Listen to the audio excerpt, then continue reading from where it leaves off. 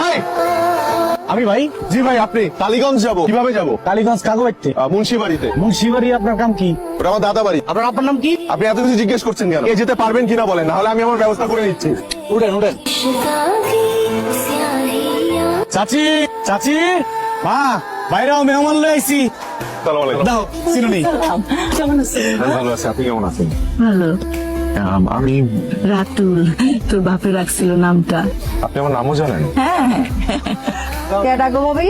রমিজের পোলা। আসসালামু আলাইকুম। চিনুনি? ওয়ালাইকুম আসসালাম। এত বছর পরে কোথেকে নাজিল হইছে?